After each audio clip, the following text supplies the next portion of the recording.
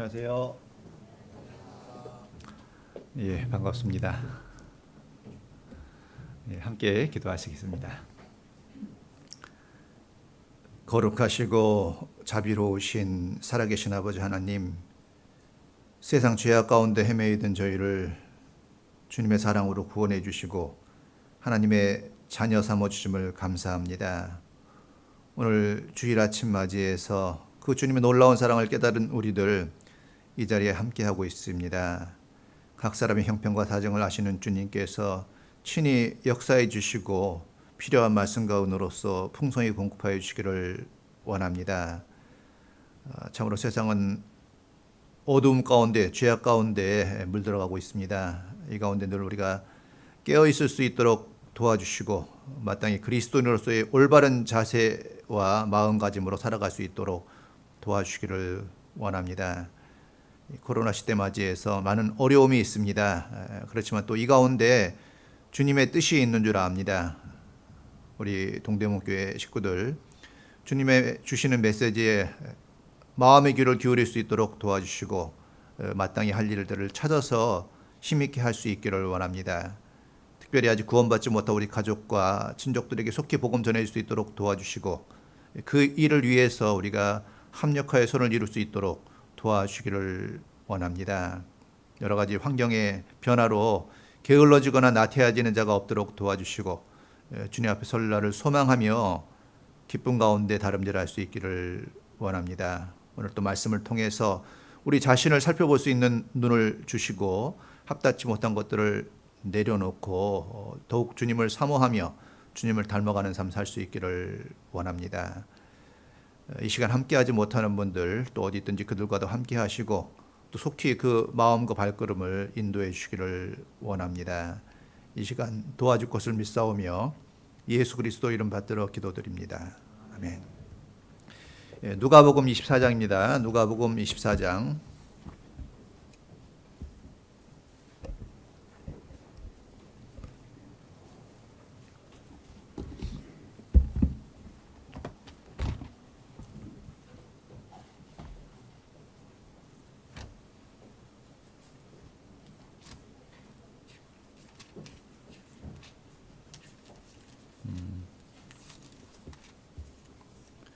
누가복음 24장 13절입니다.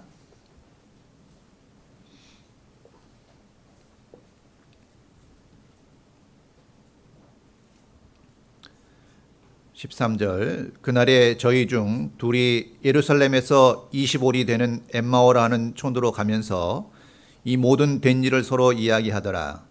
저희가 서로 이야기하며 문의할 때 예수께서 가까이 이르러 저희와 동행하시나 저희의 눈이 가리워져서 그인 줄 알아보지 못하거늘 예수께서 이르시되 너희가 길 가면서 서로 주고받고 하는 이야기가 무엇이냐 하시니 두 사람이 슬픈 빛을 띠고 머물러 서더라.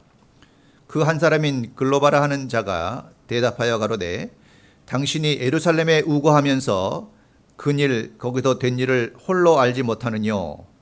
가라스되 무슨 일이뇨. 가로되 나사렛 예수의 일이니 그는 하나님과 모든 백성 앞에서 말과 일에 능하신 선지자연을 우리 대제사장들과 관원들이 사형 판결에 넘겨주어 십자가에 못 박았느니라. 우리는 이 사람이 이스라엘을 구속할 자라고 바라노라. 이뿐 아니라 이 일이 된 지가 사흘째요. 또한 우리 중에 어떤 여자들이 우리로 놀라게 하였으니 이는 저희가 새벽에 무덤에 갔다가 그의 시체는 보지 못하고 와서 그가 사라졌다 하는 천사들의 나타남을 보았다 함이라. 또 우리와 함께 한 자 중에 두어 사람이 무덤에 가 과연 여자들의 말한 바와 같음을 보았으나 예수는 보지 못하였느라 하거늘 가라스되 미련하고 선자들의 말한 모든 것을 마음에 더디 믿는 자들이여 그리스도가 이런 고난을 받고 자기의 영광에 들어가야 할 것이 아니냐 하시고 이에 모세와 및 모든 선지자의 글로 시작하여 모든 성경에 쓴 바 자기에 관한 것을 자세히 설명하시니라. 예, 반갑습니다. 코로나로 말미해서 이 순회 설교가 한 6개월 정도 중지됐습니다. 그리고 이제 다시 풀려가지고 제가 아마 6개월 만에 외부 주일 강사를 보게 되는 걸 거예요. 그렇죠? 반갑나요? 예. 예. 이럴 때는 눈웃음을 잘 치는 사람이 유리합니다.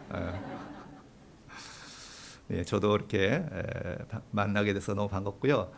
저희 서울 강북교회하고 너무나 가까운 이웃이기 때문에 그야말로 먼 친척보다 가까운 이웃이 낫다는 말씀도 있는데 이렇게 뵙게 돼서 반갑고 감사하게 생각합니다. 이 코로나 시대를 맞이해서 참 이렇게 갈라지는 것 같아요.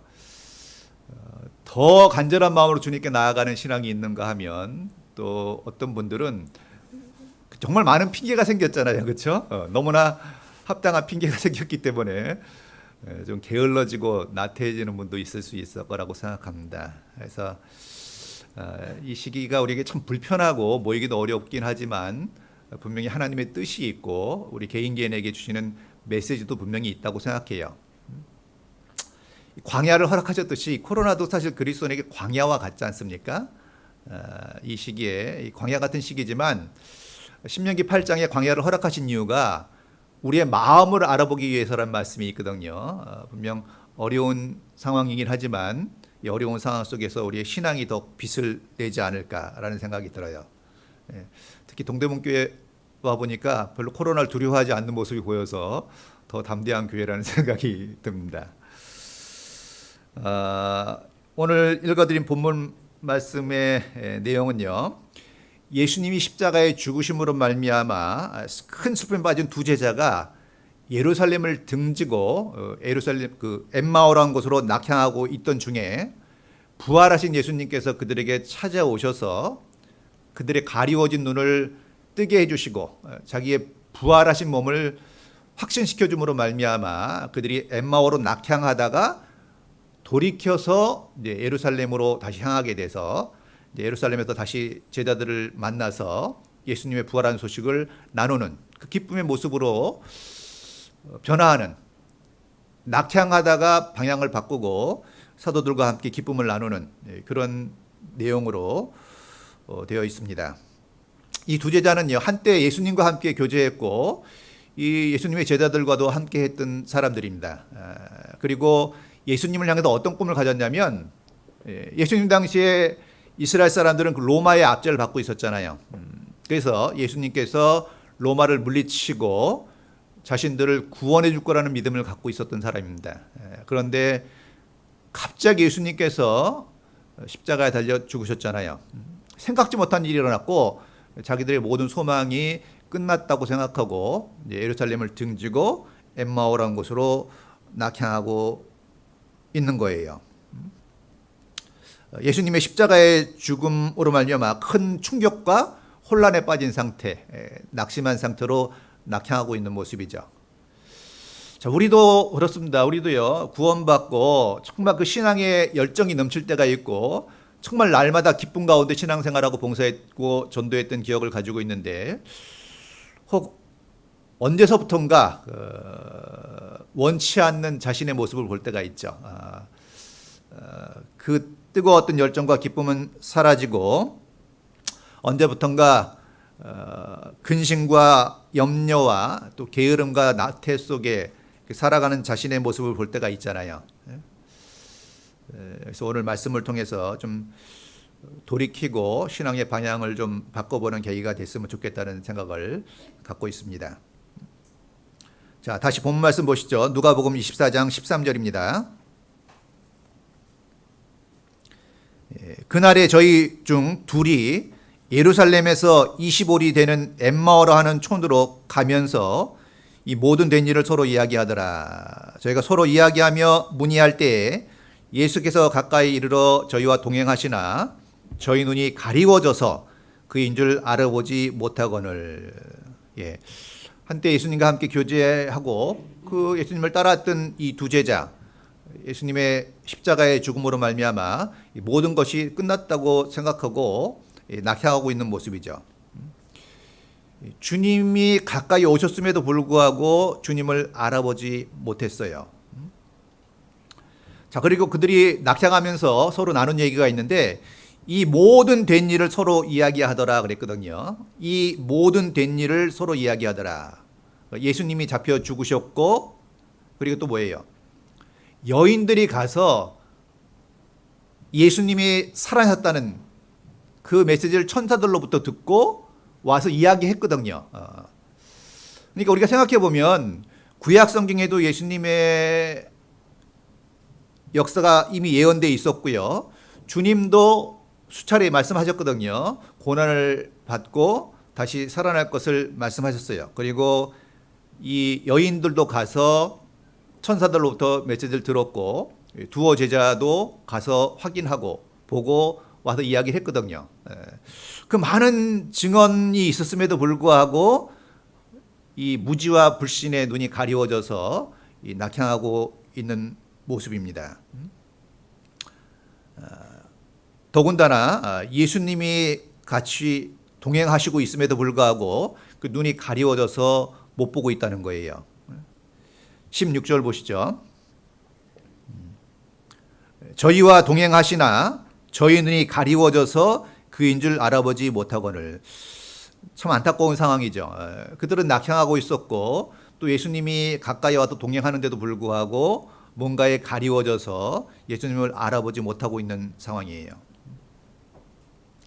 자, 우리 시대 사람들요, 정말 우리가 볼 때는요, 너무나도 많은 것에 가리워져 있죠. 이 마가복음에 보면 이런 말씀이 있습니다. 너희가 눈이 있어도 보지 못하며 귀가 있어도 듣지 못하느냐 했거든요. 너희가 눈이 있어도 보지 못하며 귀가 있어도 듣지 못하느냐. 눈은 멀쩡히 뜨고 있고 귀도 청력은 좋은데 정말 들어야 될 것들을 듣지 못하고 봐야 될 것들을 보지 못하는 시대가 우리 시대라고 생각합니다. 로마서에도 말씀하시기를요, 그의 영원하신 능력과 신성이, 하나님의 영원하신 능력과 신성이 그 만드신 만물에 분명히 보여 알게 되나니 그러므로 저희가 핑계치 못한다고 말씀하고 있죠. 그러니까 모든 피조된 세계에는요, 하나님의 능력과 신성이 투영되어 있기 때문에 정말 마음을 낮추고 마음을 열면은 창조주가 계시다는 것을 알 수 있는데, 사람들의 눈이 가리워져서 보지 못한다고 말씀하고 있죠. 사실요, 증거가 없어서 못 믿는 게 아니죠. 증거는 정말 많아요. 그러나 사람들이요, 자기 멋대로 살고 싶은 욕망에 눈이 가리워져서 보지 못하는 거죠. 사실 엄밀히 말하면 보고 싶지 않은 겁니다. 왜냐하면 창조주 하나님을 인정하는 순간 누구에게나 도덕적인 책임이 따르도록 되어 있거든요. 그렇죠. 진화론을 믿고 있으면요, 어떻게 살아도 문제가 될 수가 없어요. 진화론이 사실이라면 우리는 그냥 우연히 세상에 내던져진 존재일 뿐이고 삶의 목적이나 가치는 존재할 수 없거든요. 그냥 원하는 대로 살면 돼요. 그래서 진화론이 사실이라면 인간이 못할 짓은 없다라고까지 말하거든요. 진화론이 사실이라면 절대 선도 존재할 수 없고 절대 악도 존재하지 않아요. 그냥 시대에 따라서 상대적인 선이 있고 상대적인 악이 있을 뿐이죠. 그러니까 사람들은요, 창조주 하나님을 인정하는 순간 도덕적인 책임이 따르고 자기 마음대로 육신의 정력을 좇아서 살 수 없기 때문에 인정하기 싫은 겁니다. 그러니까 그 수많은 증거가 있어도 믿기를 원치 않는 거죠. 내 인생은 나의 것, 그렇죠? 내 멋대로 살고 싶은 거예요. 그래서 많은 사람들에게 전도해 보면요, 그 자기 삶 속에 있는 그 죄를 놓지 못하고 그 즐거운 세상을 즐기기 위해서 믿음을 갖지 않는 사람들이 생각보다 많습니다. 특별히 우리 시대는요, 진리에 대해서는 별로 관심이 없어요. 그렇지 않아요? 보면요, 무엇이 옳고 무엇이 그르냐, 무엇이 참이고 무엇이 거짓이냐에는 별로 관심 없는 시대입니다. 오로지 자기가 원하는 것, 자기가 좋아하는 것이 선이라고 믿고 그렇게 살기를 원하는 거죠. 그래서 자기의 욕망의 눈이 가리워져서 보지 못하고 있는 거예요. 자, 고린도후서 4장입니다. 누가복음은 잡아두시고요. 누가복음은 자주 올 테니까 잡아두세요. 고린도후서 4장.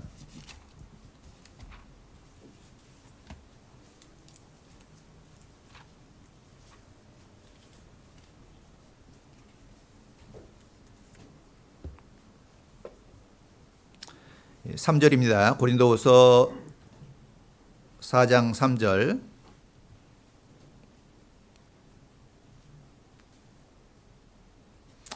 만일 우리 복음이 가리웠으면 망하는 자들에게 가리운 것이라.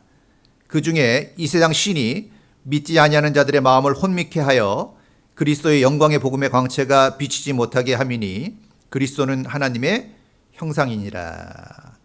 예, 만일 우리 복음이 가리웠으면 망하는 자들에게 가리운 것이라. 좀 무서운 말씀이잖아요.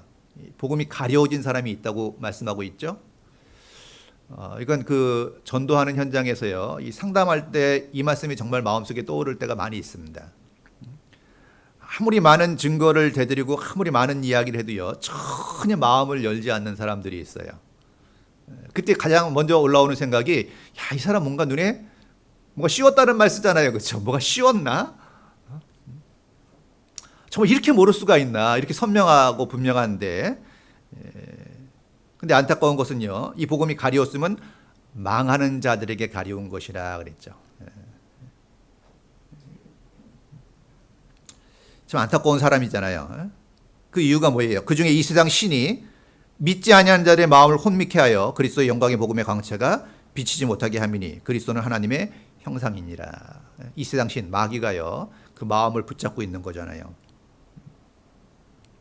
정말 우리 시대요, 너무나 강팍한 사람이 많아요. 그리고 너무나 잘못된 거짓된 정보가 홍수처럼 밀려오기 때문에 거기에 빠져서 폭소가 있는 사람들이 너무나 많잖아요. 요즘에는 다 똑똑하다고 생각해요. 왜냐하면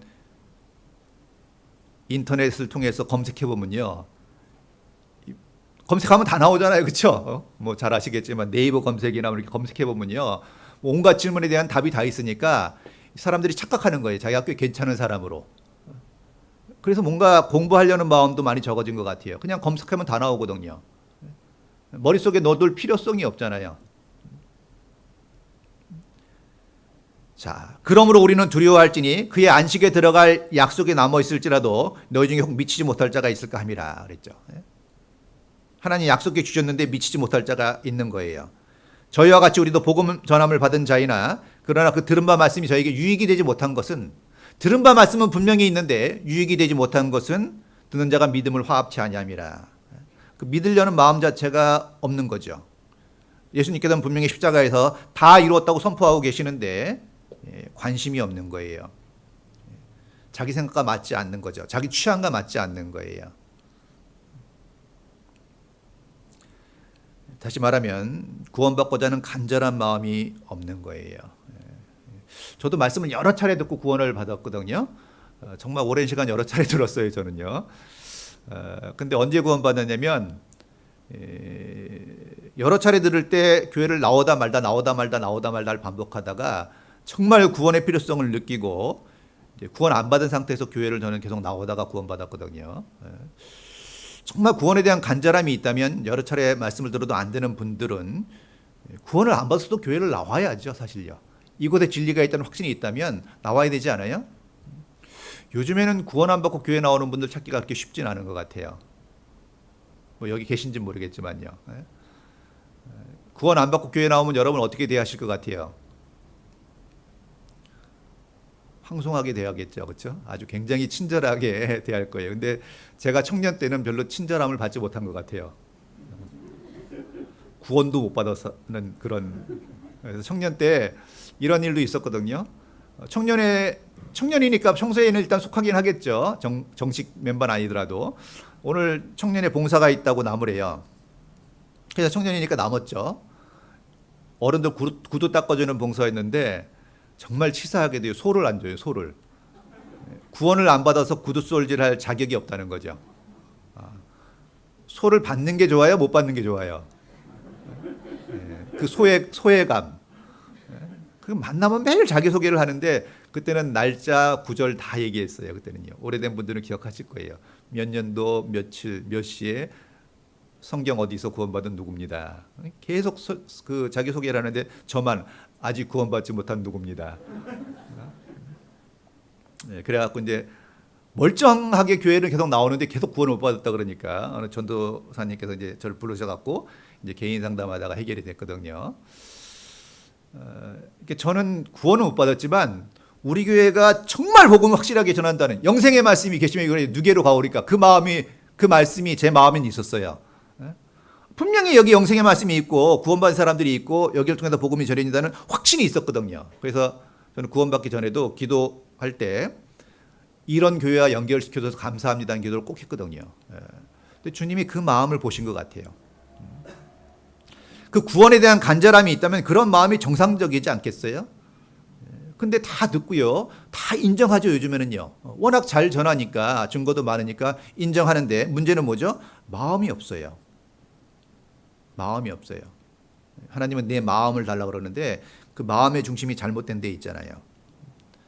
그 세상적인 욕심이요. 그 눈을 가려버린 거예요. 그러니까 하나님 앞에 갔을 때 핑계할 수 없는 거죠. 핑계할 수 없어요. 자, 그런가 하면 또 어떤 사람들은요. 예수님 당시에 바리새인 종교인들이 그랬죠. 이미 자기는 다 됐다고 믿는 거죠. 특히 유대인들은요. 아브라함이 자기의 조상이고 하나님의 선민이고 말씀과 약속이 있었죠. 선지자들이 있었잖아요. 그러니까 외적인 게 다 되었기 때문에 이미 다 됐다고 생각했던 거죠. 예수님이 필요 없었던 사람들이거든요. 예수님이 이런 말씀하셨죠. 바리새인들에게 너희가 소경되었더라면 죄가 없으려니와 본다고 하니 너희 죄가 그저 있느니라. 육신의 소경들은 자기가 소경이라는 걸 알기 때문에 눈뜨기를 간절히 소망했고 그 마음을 주님이 보시고 눈을 떠줬잖아요. 뜨게 하셨잖아요. 근데 바리새인들은 예수님이 볼 때는 완전히 영적인 소경이었는데 다 보고 있다고 믿는 거죠. 자기 착각이죠. 너희가 소경되었더라면 죄가 없으려니와 본다고 하니까 너희 죄가 그저 있다라고 말씀하셨거든요. 그러니까 바리새인들이 반응했죠. 우리 얘기인가? 거기까지밖에 안 했어요. 정말 돌이키고 주님께 나오질 않았다는 얘기죠. 요즘에도 복음 전하다 보면요. 정말 한 20년 전, 30년 전에는 못 듣던 얘기를 많이 듣는데 교회 다니는 사람들은 다 구원받았대요. 요즘에는요. 아마 전도하다 보면은 깝깝하실 거예요. 구원을 못 받았다 그래야지 절해줄 마음이 생기는데 이미 다 받았다고 얘기하니까 더 어렵거든요. 그리고 또 비슷하게 얘기 다 하거든요. 예수님 피로 구원받았다고. 그걸 전하려고 가지고 있는데 그걸 얘기를 벌써 해버리니까 점점 이 전하기가 점점 힘들어진 겁니다. 근데 더 깊이 들어가 보면요. 분명히 문제가 있어요. 앵무새처럼 얘기하고 있기 때문에 잘 있게 된 게 아닌 거예요. 그 이야기하는 내용은 맞는데 그것이 내 마음속에 들어왔다면 다른 질문들도 다 소화해야 되거든요. 그러니까 마치 이거와 같아요. 아침 드셨나요? 마스크를 쓰고 계셔서 대답하기가 어렵죠. 그래, 아침을 드셨다고 대답하면요. 수백 가지 질문할 수 있어요. 어디서 먹었어요? 누구랑 먹었어요? 반찬이 뭐나요? 맛있었나요? 맛이 없었나요? 젓가락으로 먹었나요? 손가락으로 먹었나요? 발가락으로 먹었나요? 수백 가지 물어봐도 다 대답할 수 있는데요. 이 구원은 받았다고 얘기하는데 거기에 관련된 여러 가지 질문을 던져보면 전혀 대답을 못 하거든요. 그리고 화내고 그래요. 이 구원받은 사람은요, 화를 내진 않을 거예요. 구원받냐고 물어본다 그래서. 더 알려고 하고 그 물어본 사람과 내 신앙이 같은가 더 확인하고 싶은 마음이 생기지 않아요? 그리고 뭔가 좀 다르다면은 왜 다른지 한번 더 찾아보고 답을 얻으려고 하는 마음이 있겠죠. 구원받은 사람이 완전한 삶을 살진 않지만 분명히 있는 것이요. 우리가 잘못된 삶을 살 때 돌이키려고 하는 마음이 있잖아요. 꼭 오뚜기와 같아요. 구원받은 사람은. 오뚜기 아시죠? 건드리면 쓰러지긴 하지만 일어나는 힘이 있죠. 우리 시대, 지금 시대가 그래요. 교회를 안 나오고 멀어지면 갈등이라는 게 있어야 돼요. 잘 못 산다는 걸 자기가 인지하고 바르게 되려고, 바르게 쓰려고 하는 의지가 있어야 되는데 그런 의지조차 작동이 안 된다면 그건 좀 심각한 문제가 있다는 생각이 듭니다. 우리도 실수할 수 있고 잘못할 수 있어요. 그러나 그리스도인의 힘은 돌이키려고 하는 마음이 있는 거죠. 근데 완전히 자기 착각에 빠진 사람들은 그런 문제가 없어요. 구원을 안 받고 구원받았다고 하는 사람들은 그런 의지가 없어요.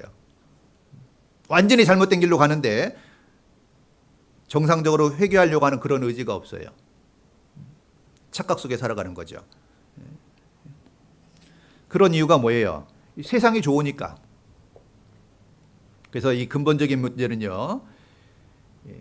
빛이 세상에 왔을 때 사람들이 자기 행위가 악함으로 빛보다 어둠을 더 사랑했다.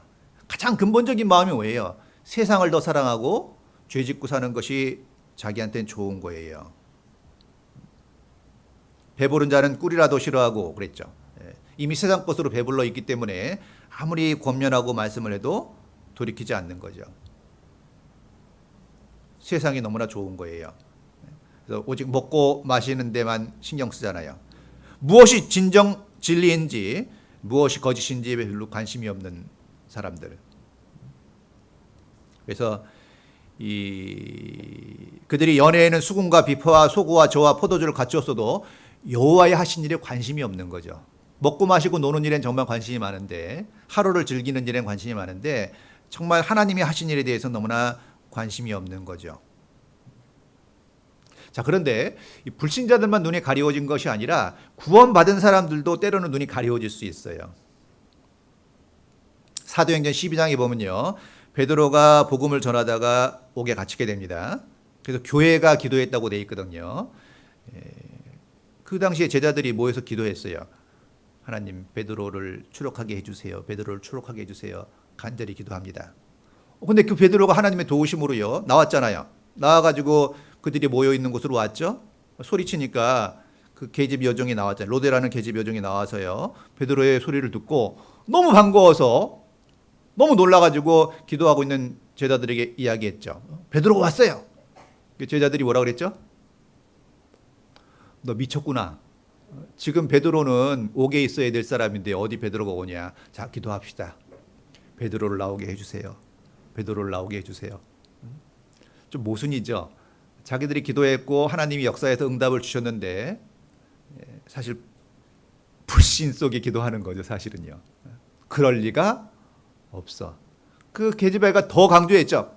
분명히 베드로예요. 그랬더니 뭐라 그랬어요? 그 다음에 그의 천사야. 그가 나올 리는 절대로 없어. 그는 옥에 갇혀 있거든. 그러면서 또 뭐라 그랬겠어요? 자, 기도합시다.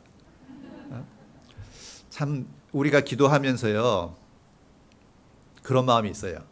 이런 기도까지 들어주실까? 이미 불신이 있는 거예요. 이미 이 일은 다 끝났는데 지금 주님이 들어주실까? 주님은 역전의 하나님이신데 못 믿고 있는 거죠. 근데 정말 놀라운 것은 그런 기도도 하나님이 들어주셨다는 거예요. 그러니까 정말 기도해야 되겠죠. 그런 기도도 하나님이 들어주셨어요. 그리고 이제 베드로가 들어왔을 때 얼마나 민망했겠어요. 그렇죠? 자, 우리도 수많은 기도 부탁이 있고 기도를 합니다, 실제로. 그리고 사실요, 기도 내용을 잘 정리해 보면 굉장히 많은 부분을 하나님이 들어주셨다는 걸 알 수 있어요. 근데 정리를 안 해놓으면은 하나님이 들어주셨어도 너무 쉽게 잊어버리고 지나갈 수 있어요. 여러분이 1년 전에 기도했던 거, 몇 달 전에 기도했던 거 기억하고 계셔요? 그리고 그 기도를 하나님이 연락해 주셨는지 안 연락해 주셨는지 기억하고 계셔요? 우리는 사실 여러 가지 기도를 하지만 그 기도의 응답 여부에 대해서는 별로 관심이 없을 수도 있어요. 하나님은 들어주셨는데 들어주셨는지조차 모를 수도 있어요. 우리 기도 부탁 받으면 기도하잖아요. 잠깐이라도 하기도 하고.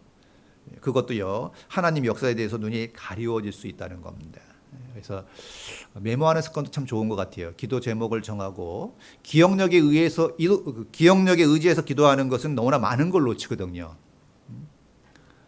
사실 우리 기도 약속을 굉장히 많이 하잖아요. 기도해 줄게요. 기도하고 있어요.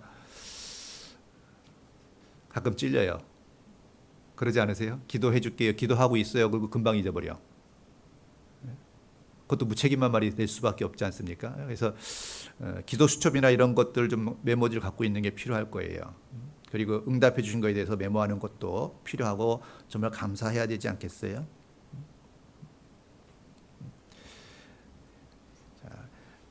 사람 A가 자기 보기에는 모두 깨끗하여도 그랬거든요. 여호와는 심령을 감찰하시느니라. 사람은 누구나 자기가 굉장히 바르고 옳다고 생각합니다. 여러분 지금 스스로 생각하기에 내가 바르지 못하고 잘못됐어라고 생각하는 분 얼마나 계실 것 같아요? 아, 난 정말 잘못됐어. 잘못 생각하고 있어. 지금 그렇게 인식하고 있는 분이 얼마나 되실 것 같아요? 별로 없을 거예요. 다 자기 나름대로의 가치관이 있고 기준이 있죠. 꽤 괜찮다고 생각하면서 사람은 살아가거든요. 그래서 그게 주님의 역사를 볼 수 없는 요인일 수도 있어요. 이 예수님이 베드로를 부르실 때요, 베드로에게 청해서 배를 띄우라 그랬죠. 그리고 배 안에서 예수님 말씀하셨고, 베드로는 정말 예수님 가까이서 말씀을 들었어요. 그 말씀을 쭉 듣고 나서 그거 한 말이 뭐죠? 주여 나를 떠나소서 나는 죄인으로소이다 그랬죠. 예. 자기의 영적 상태를 예수님께 시인했어요. 나는 죄인으로소이다. 누가복음 18장에 그 세리와 바리새인이 기도할 때도요, 세리가 시인하잖아요. 나는 죄인으로소이다. 우리도 늘 하나님 앞에요, 자기를 정말 제대로 알고 시인하는 게 필요하잖아요. 근데 우리는 자기의 잘못을 시인하기보다는요, 합리화시키는데 굉장히 훈련되어 있다는 거 아세요? 늘 자기는 잘못하는 것에 대해서 변명거리를 가지고 있어요. 본능적으로 사람은 어떤 게 있냐면요, 자, 내가 어떤 일로 화가 났어요. 화가 딱 났어요. 문제가 생겼어요, 마음에. 제일 먼저 떠오르는 생각이 어떤 거세요? 내가 화가 왜 났지? 원인을 찾는데 자기에게서 대부분 찾지 않고 환경에서 찾아요. 가장 만만한 사람한테 터지는 거죠. 그래서 어디서 뺨 맞고 뭐 어디서 터진다는 말이 있잖아요. 그러니까 제일 좀 모한 남편들이 직장에서 터지고 집에 와서 화내는 거, 정말 찌질한 사람이라고 생각해요. 그렇죠? 직장에서 터지고 집에 와서 화를 내는 거예요. 약한 쪽으로. 그것도 술까지 한잔 하고 와가지고. 정말 해서는 안 될 짓이잖아요. 모든 문제를 나서부터 보는 게 필요하죠. 그 신앙적인 자세라고 생각합니다. 그렇죠? 모든 문제에 대해서 자기부터 돌아보는 시선, 시야가 어떤 그런 관점이 필요할 거예요. 항상 핑계 내기 시작하면요, 고칠 이유가 없잖아요. 다 다른 사람의 문제인데요, 뭐. 그러니까 신앙생활 하는데 환경 탓할 수 없거든요. 뭐 코로나 때문에, 뭐 교회 분위기 때문에, 누구 때문에, 그런 사람은 신앙의 성장을 이루긴 참으로 어렵습니다. 자, 마가복음 16장 찾겠습니다. 마가복음 16장.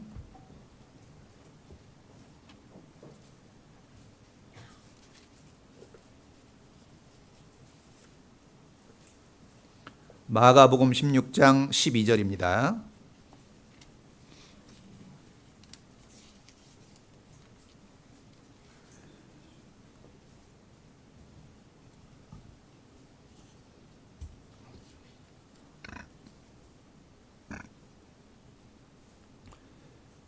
마가복음 16장 12절. 그 후에 저희 중 두 사람이 걸어서 시골로 갈 때 예수께서 다른 모양으로 저에게 나타나시니. 자, 24장, 누가복음 24장과 같은 내용입니다. 그 후에 저희 두 사람이 걸어서 시골로 갈 때 예수께서 다른 모양으로 저에게 나타나시니. 그러니까 이 부활하신 예수님이 제자들에게 나타나셨는데 다른 모습으로 나타났다고 말씀하고 있죠. 그래서 이제 못 알아본 거죠. 눈이 가리워진 것도 있고 예수님이 다른 모습으로 나타났기 때문에 이제 못 알아본 겁니다. 그래서 이 구약 성경에도 보면요, 주님이 여러 차례 나타나시는데 다른 모습으로 나타나시죠. 아브라함에게는 순례자의 모습으로, 야곱에게는 씨름꾼의 모습으로, 여호수아에게는 군대 장관의 모습으로, 다니엘의 세 친구에게는 풀무불 사이를 걷는 사람으로, 그렇죠? 이 두 제자에게는 어떤 모습으로 나타났어요? 여행자의 모습으로 나타났죠. 그러니까 하나님께서요, 이 주님께서 다양한 모습으로 우리에게 자신을 나타내시고 있는 거예요. 왜 그렇겠어요? 왜 다양한 모습으로 나타나시겠어요? 한 가지 모습으로 나타나지. 자꾸 헷갈리게 자꾸 다양한 모습으로 나타나시죠. 그 이유는요, 그 상황과 그 사람이 가장 알맞는 모습으로 나타나기 위해서, 가장 쉽게 자기 자신을 나타내시기 위해서, 가장 필요성을 더 알게 하기 위해서 그렇게 나타나는 거죠. 야곱에겐 씨름꾼의 모습으로 나타났잖아요. 그걸 꺾어야 되는 문제가 있으니까. 그렇죠? 여호수아는 전쟁하러 가니까 군대 장관의 모습으로 나타나잖아요. 그래서요, 우리도요, 실제로 신앙생활하는 가운데 주님이 항상 우리 가운데 함께 동행하시죠. 세상 끝날까지 함께 하시겠다고 약속하셨고 그 약속은 유효한 겁니다. 그러니까 우리가 느끼든 못 느끼든 주님은 항상 우리 주변에, 우리 안에 계시고 우리와 함께 동행하셔요. 근데 모습이 늘 바뀐다고 볼 수 있습니다. 다정한 친구의 모습으로 올 때도 있고요. 그리고 왕의 모습으로 올 때가 있는 거예요.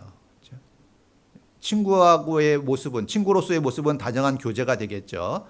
정말 마음에 있는 걸 다 토해내고 공감할 수 있는 교제, 위로받을 수 있는 교제를 할 수 있는 친구와의 모습이기도 하지만, 왕의 모습으로 올 때는 어때요? 전적으로 순종해야 되는 모습이 있잖아요.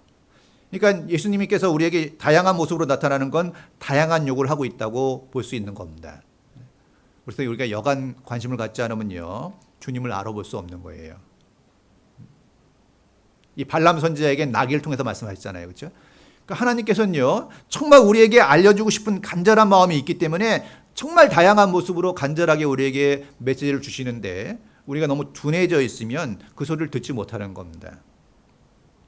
엘리야가요, 갈멜산에서 승리를 거뒀죠. 그리고 그 우상 숭배자들을 다 처리하고 이스라엘이 좀 바뀔 줄 알았는데 별로 변화가 없는 거예요. 그리고 이세벨이 죽이겠다고 협박하니까 그 광야로 도망갔죠. 그 로뎀나무 아래서 죽기를 구했어요. 동굴에 숨어 있었죠.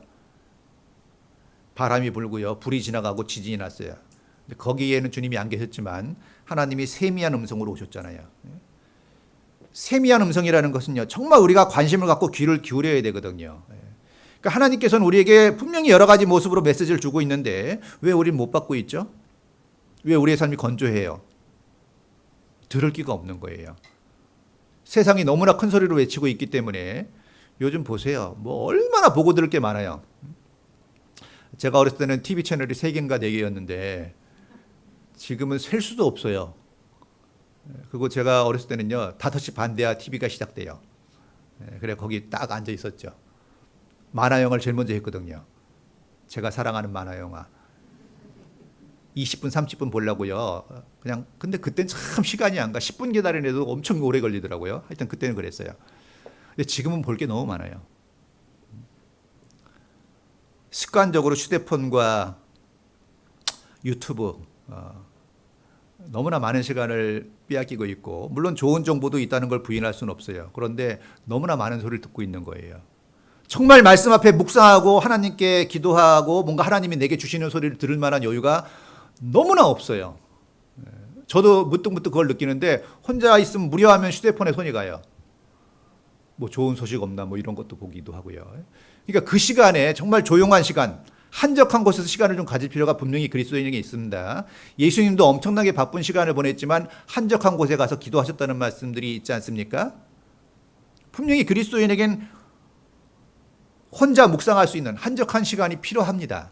아무리 바빠도 스스로 돌아볼 수 있는 시간이 필요한데 너무나 바쁜 거예요. 너무나 많은 소리를 듣고 있기 때문에 주님께 주파수를 맞출 수가 없어요. 주님은 계속 뭔가 메시지를 보내고 있는데 우리 쪽에서 닫아놓고 있는 거죠.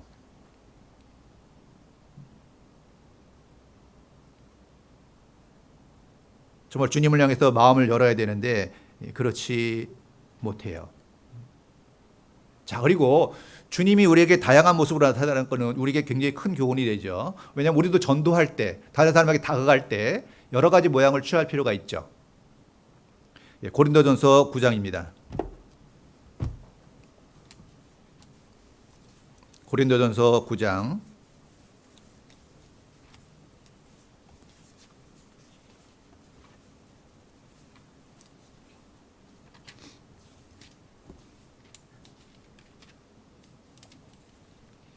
20절입니다. 고린도전서 9장 20절.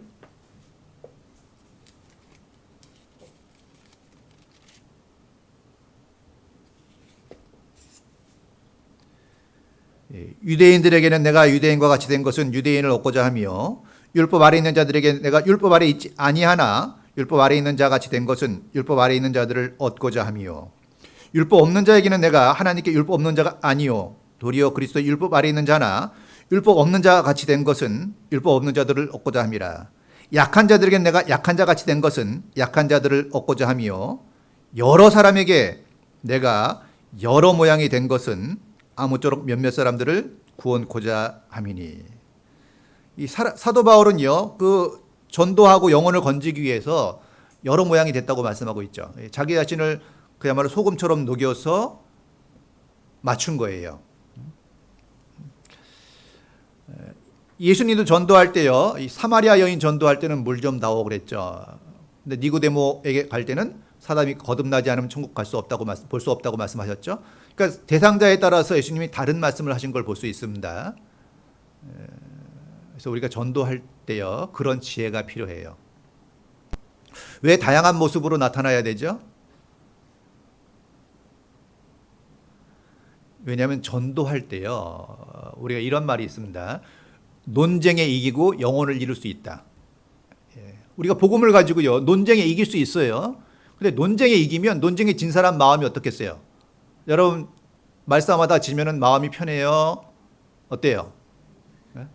말싸움하다 지면은 속상하죠? 그럼 그 사람에 대해서 마음이 딱 닫혀요. 그래, 너 잘났다. 어쩌라고. 이렇게 좀 비양거리게 되잖아요. 그렇죠? 그래서 우리가 전도할 때 특히요, 그 비복음적인 교회 나가는 분들한테 아직 구원도 못 받아가지고 헛다녔다고 막 이런 말 하면 다 맞는 얘기지만 마음을 열 수는 없어요. 사람의 가장 기본적인 욕구가 있는데 그 기본적인 욕구가 충족돼야지만 사람은 마음이 열리거든요. 배고플 때 밥을 먹어야지 마음이 열리고 목마를 때 물을 마셔야지 마음이 열려요. 그 욕구가 충족이 안 되면 다른 게 들어가질 않아요. 근데 그 가장 기본적인 욕구 중에 사람 마음을 열 때 가장 중요한 욕구가 어떤 욕구 같아요? 사람 마음을 열 때 필요한 그 욕구를 채워줘야 되는데 그 욕구, 가장 기본적인 욕구가 뭘 것 같아요? 잘 아시겠지만 말하기 어려운 형편이죠. 기본적인 욕구가 사람은 다 인정받기를 원하는 욕구가 있어요. 인정받기를 원해요. 인정해 주는 거예요. 사실 사도 바울이 다양한 모습으로 변했다는 건 그 사람의 고유의 모함을 인정하는 거죠. 네 모양이 잘못됐으니까 내 모양에 맞춰라고 얘기하는 것이 아니라 그 사람의 그때 그 모습을 인정하는 거예요. 틀렸건 맞았건 상관없이 일단 인정하는 거예요. 옳다라고 인정해 주는 게 아니라 그 자체를 인정해 주는 거예요. 그래서 이 사람의 마음을 열 때는요, 그 사람 자체와 그 사람이 하고 있는 일들에 대해서 인정해 주는 게 필요해요. 그걸 이제 좀 더 쉽게 얘기하면 칭찬과 격려가 사람의 마음을 열죠. 그래서 이런 생각 한번 가져보세요. 어떤 사람을 만나든지 전도를 하든지 뭘 하든지 간에 그 대상자가 가치 있게 생각하는 그 무엇을 알아야 돼요. 가치 있게 생각하는 거. 중요하게 생각하는 그 무엇이 있잖아요. 그거를 칭송해 주면 대부분의 사람은 마음이 열리도록 돼 있어요. 근데 우리는 그걸 자꾸 교정하려고 할 때가 더 많아요. 그걸 교정하는 거예요. 넌 다 좋은데 이거만 고치면 돼. 그러면 들리는 때 뭐가 들리죠? 다 좋은 데는 별거 없고 이거만 고치면 돼만 남아요. 그래서 그 사람 자체를 인정해 줘야 돼요. 그게 안 되면 그 사람의 마음을 열 수는 없어요. 그래서 주께서 루디아의 마음을 열어. 그 다음에 어떻게 했죠? 바울의 말을 청종하게 하신지라. 바울의 말씀이 아무리 정확하고 옳아도요, 너무 힘이 있어도 마음이 닫혀 있으면 어쩔 수 없습니다. 사람의 마음은 태평양보다 넓어질 수 있지만 어떤 상황에서는 바늘구멍보다 좁아지기도 해요. 그렇지 않아요? 어디 갔는데 여러분 누군가가 저를 환영해줘요. 그럼 제 마음이 어떻게 되겠어요? 환영해주면 태평양 되죠. 근데 무시받으면 어떻게 되겠어요? 좁아져요. 어쩔 수 없어요. 하나님도 나를 존중히 여기는 자를 존중히 여긴다고 그랬거든요. 존중히 여기는 게 그 사람을 인정하고 그 사람의 업적에 대해서 인정해 주는 거예요. 해보세요. 좀 더 섬세하게 한번 해보세요. 사람들은 다 그냥 지나가는 것들을 보고, 그리고 칭찬은 큰 것만 할 게 아니라요, 작은 변화에 칭찬하는 게 더 힘이 있다는 거 아세요? 큰 건 누구나 알아요. 큰 업적은 누구나 아는데 작은 것들 있죠. 작은 변화들을 기억했다가 해주면 좋아요. 작은 변화들. 제가 아주 운이 좋았던 일이 있는데, 이렇게 어머니 모임 가서 교제를 하는데요, 좀 된 일이죠. 어느 자매님이 좀 달라 보여요. 뭐가 달라 보이는지는 잘 모르겠어요. 근데 달라 보였어요. 그리고 모임이 끝나고 복도에서 우연히 그 자매님을 만났는데 메시지를 하나 제가 줬죠. 달라 보이니까. 그리고 좋아 보이니까. 어유, 자매님 엄청 멋져졌다고 한 말씀 드렸어요. 사실 저는 어디가 달라졌는지 정확히 몰랐어요. 어쨌든 근데 달라진 걸 알았으니까 멋져졌으니까 멋져졌다고 얘기했죠. 근데 자매님 표정이 확 변해요. 한순간에. 그러더니 하시는 말씀. 목사님만 알아본대요. 사실 잘 알아보지 못했죠. 아, 그래요? 오늘 아침에 나오다가 미장원 눌러서 앞머리를 요만큼 잘랐대요. 운도 좋았고 저 감각도 있는 거죠. 두 가지가 다 돼야 돼요. 그렇죠? 운이 없었으면 그 정도로 알아보기 어렵지만 완전히 제가 무감각하다면 또 알아보기 어려웠을 거 아니에요. 운도 좋았어요. 그렇지만 관심도 있었어요. 전의 모습을 기억하지 못한다면 변한 모습은 알 수가 없거든요. 그러니까 사실 칭찬하려면 관심이 있어야지만 돼요. 우리가 왜 칭찬을 못하는지 아세요? 무관심이에요. 사실은 엄밀히 말하면 무관심이에요. 칭찬할 거 찾아보세요. 쉽지 않아요. 쉽지 않아요. 책망할 거는 쉽게 찾을 수 있죠. 생각할 것도 없어요. 그냥 보이거든요. 그러니까 관심을 가지고 찾아야지만 가능한 겁니다. 누가복음 24장 돌아가겠습니다. 누가복음 24장 17절입니다.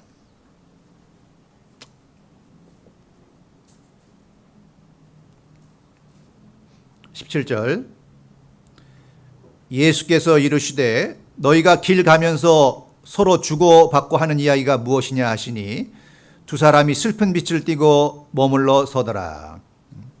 자, 예수님께서 이 두 제자, 낙향하고 있는 두 제자에게 찾아오셨어요. 친히 찾아오셨어요. 이것도 놀라운 사건이죠. 창조주 하나님께서 육신으로 이 땅에 오셨잖아요. 놀라운 사건이죠. 뿐만 아니라 예루살렘으로 올라오는 제자들을 맞이하신 것이 아니라 내려가는 제자들에게 주님이 가셨어요. 너희가 길 가면서 서로 주고받고 하는 이야기가 무엇이냐? 이 질문이잖아요. 주고받은 얘기가 무엇이냐? 이 아담에게도 하나님이 물어보셨죠. 내가 어디 있느냐, 그렇죠? 선악과를 먹고 숨은 아담을 향해서 내가 어디 있느냐. 그런가 하면 오병이어의 이적을 행하실 때요. 주님께서 또 질문하셨죠. 너희가 먹을 것을 주라. 또 제자들에게 이런 말씀도 하시죠. 사람들이 인자를 누구라 하느냐. 여러 가지 질문을 예수님이 하셨어요. 왜 질문하셨겠어요? 우린 보통 모르는 걸 질문하죠. 질의응답 시간 하면 아는 거 질문하진 않잖아요. 그렇죠? 모르는 걸 질문하거든요. 근데 예수님이 모르는 걸 질문하셨겠어요?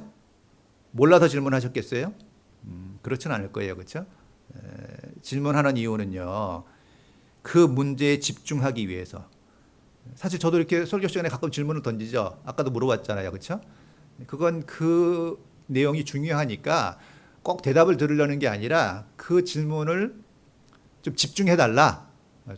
좋은 메시지가 있으니까 집중해달라고 사실은 질문하는 거예요. 예수님도 그런 취지로 질문한 거예요.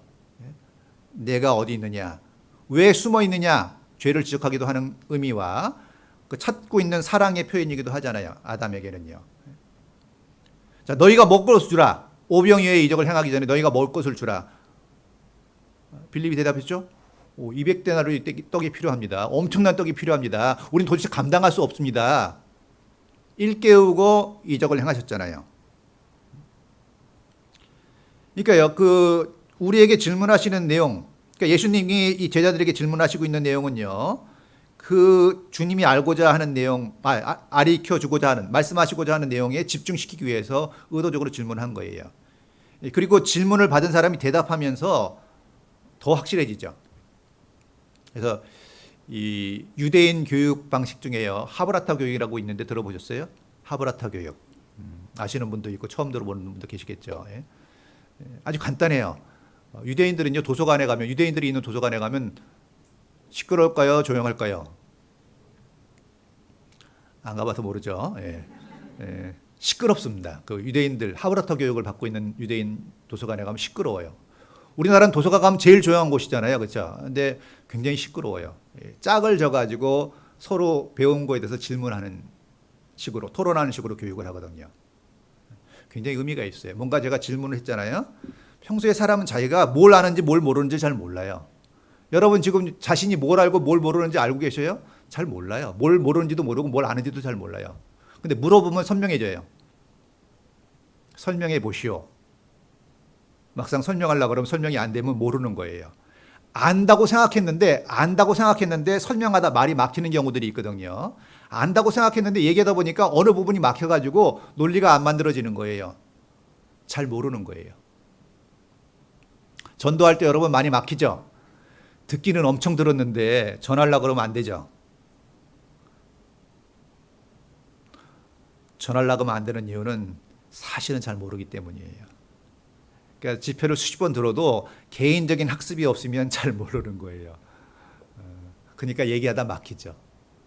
그럼 그때 나오는 비장의 카드는 와보라.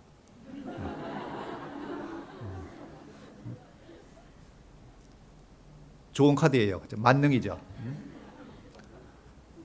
근데 다양한 카드가 좋죠. 그 카드 마지막에 남겨두고 뭔가 할 수 있는 걸 해서 마음을 열어두는 게 필요하거든요. 아까 말씀드린 그것도 필요하고 그 외에 자기가 알고 있는 확실히 깨달은 확실한 증인의 말이 힘이 있으니까 뭔가 내 마음을 움직인 내용이 있다면 그 사람도 움직일 가능성이 상당히 높아요. 왜? 내 마음을 움직인 내용은 내가 가장 잘 알고 있고 가장 체득된 거거든요. 어려운 거 얘기할 필요 없어요. 가장 쉽고 자기가 잘 정리된 것을 이야기해 주면 되거든요. 그리고 요즘 코로나 시대라서요. 집에 있는 시간이 상대적으로 많아졌지 않습니까? 자녀들과 교제할 수 있는 시간을 좀 늘려보세요. 그래서 가족 모임을 좀 해보세요. 굉장히 좋아요. 근데 좀 준비는 하셔야 돼요. 할 말이 없으면 혼내는 것만 하거든요. 할 말이 없어서 그런 거예요. 할 말이 없으면 너 숙제했냐? 이런 얘기해요. 자녀가 제일 듣기 싫어하는 얘기. 옆집 아이는 몇 등 했다더라. 치명적인 얘기예요. 비교되는 건 굉장히 위험하고요. 또 비교 열등에 위치하게 되면 엄청난 분노가 올라와요. 그래서 그 가정 모임 할 때요. 여러 가지 방식이 있어요. 잠언 한 장 읽고 깨달은 거 얘기할 수도 있고요. 근데 주로 부모님 입장에서는 자녀에 대한 칭찬거리를 준비해 보세요. 자녀들도 굉장히 칭찬에 굶주려 있다는 걸 아셔야 돼요. 부모 입장에서는 자녀들을 사랑하기 때문에 굳이 표현할 필요가 없다고 생각해요. 난 널 죽도록 사랑하고 있으니까 이미 잘 알고 있을 거야 라고 생각하죠. 그러나 자녀 입장에서는 부모가 구체적으로 표현하지 않으면 잘 몰라요. 엄마는 나만 미워해. 이런 생각 갖고 평생 살 수도 있어요. 아빠는 나한테 무관심해. 이런 생각 갖고 평생 살 수 있어요. 부모는 절대 그렇지 않거든요. 그럴 수가 없잖아요. 너무 사랑하니까 표현할 필요도 없다고 생각하는데 표현하지 않으면 알 길이 없어요. 그리고 의외로 우리가 자녀들과 나누는 대화가 굉장히 단조롭고요. 거의 그런 식이에요. 일찍 들어와라. 마스크 꼭 하고 다녀라. 또 TV 보냐? 지금도 스마트폰 하고 있냐? 이런 부정적인 얘기들을 주로 할 수도 있습니다. 왜? 잘 모르거든요. 자녀에 대해서도요. 그리고 어떻게 시작해야 될지도 잘 모르는 거예요. 그러니까 준비하셔야 돼요. 그래서 좋은 질문을 던져서 좋은 분위기가 될 수 있도록 준비한다면요. 가족 간의 교제가 굉장히 중요해요. 그리고 제가 가족 교제하면서요. 이 전도인으로서 하기 어려운 얘기를 가족들에게 한 적이 있어요. 여러 가지 얘기 나누면서 제가 이런 얘기를 했거든요. 아빠가 교회 목사로 있는데 이제 평소에 이런 마음이죠. 내가 목사로 있으니까 너희도 구원 받았잖아. 그리고 교회에 있으니까 얼마나 행복한 자녀들이냐. 아빠 덕 본 거지? 이런 마음이 없지 않아 있죠. 근데 이제 그런 얘기는 뭐 절대 할 필요 없고요. 이런 얘기를 제가 한 적이 있어요. 잘 안 하는 얘기인데 분위기가 좋아서 하는 겁니다. 아빠가 교회에서 설교하는 내용하고 집에서 하는 행동이 좀 다르지. 늦잠도 가끔 자고 TV도 좀 보고 있고 아빠가 설교하는 내용하고 앞에서 보여주는 내용이 좀 다르지. 미안하다. 이해해다오. 용서해다오. 그런 얘기를 했어요. 그런 얘기 별로 하고 싶지 않거든요. 사실요. 안 해도 사는데 전혀 지장이 없어요. 근데 안 그런 척하고 살면 되거든요. 근데 그날 사실 두 가지 얘기를 했는데 그 앞에 얘기는 전도인 자녀들은 교회에서 투명한 병 속에 있는 것과 같다고 얘기합니다. 보여지는 거고 잘못하면 티나는 거잖아요. 그래서 이제 우리 아이들은 다행히 교회에 있기 때문에 감사하다 고맙다는 얘기를 먼저 해주고 그 다음에 이제 이런 얘기를 한 거예요. 아빠가 설교하는 내용과 사는 내용이 좀 다르지. 실망하는 면이 있을 거야. 아빠도 노력하고 있지만 미안하다. 노력하겠다. 사실 별로 하고 싶은 얘기는 아니에요. 인정하고 싶지 않거든요. 사실일자 할지라도. 와, 근데요. 우리 애가 셋인데 한 명이 눈물을 막 흘리면서요. 뭐라고 얘기를 하냐면 그렇게 얘기해줘서 감사하다 그러더라고요. 그렇게 이야기해줘서 감사하대요. 그러니까 이제 앞에는 칭찬이 있었죠. 고맙다는 메시지가 있었고 그 다음에 저를 좀 낮추는 이야기가 있었잖아요. 와, 그리고 교제를 하는데요. 좀 평소에 그 하기 어려웠던 얘기들, 가족 간이지만 하기 어려웠던 얘기들이 있잖아요. 그리고 그 단계를 한번 지나고 나니까 그 다음부터 가족 교제가 너무 좋아졌어요. 근데 아무리 자녀라고 하더라도 뭔가 어려워하는 벽이 있는 것 같아요. 물론 가정 분위기가 다 다르긴 하죠. 근데 우리가 좀 낮출 때가 필요하고 인정할 때가 필요하거든요. 때로는 자녀에게 부모로서 인정해야 될 것들이 분명히 있다고 생각해요. 근데 이제 너무 권위주의가 되면은 그런 거 전혀 인정 안 하죠. 근데 약함을 자랑할 때도 필요하거든요. 그래서 어쨌든 우리 시대에 가족 간 있는 시간이 많아지면요. 대화가 생각보다 굉장히 많이 부족합니다. 그래야지만 자녀 신앙도 지켜줄 수 있거든요. 자, 예수님께서 물어봤어요. 너희가 길 가면서 서로 주고받은 이야기가 무엇이냐? 이 얘기 속에는 뭐가 들어있어요? 우리에게 대한 관심과 사랑이죠. 관심과 사랑이 없으면 물어볼 필요가 없어요. 우리 무관심한 사람한테 뭔가 질문하지 않잖아요. 별로 관심이 없거든요. 무슨 얘기했어라고 물어보는 건 관심과 사랑이 녹아 있는 겁니다.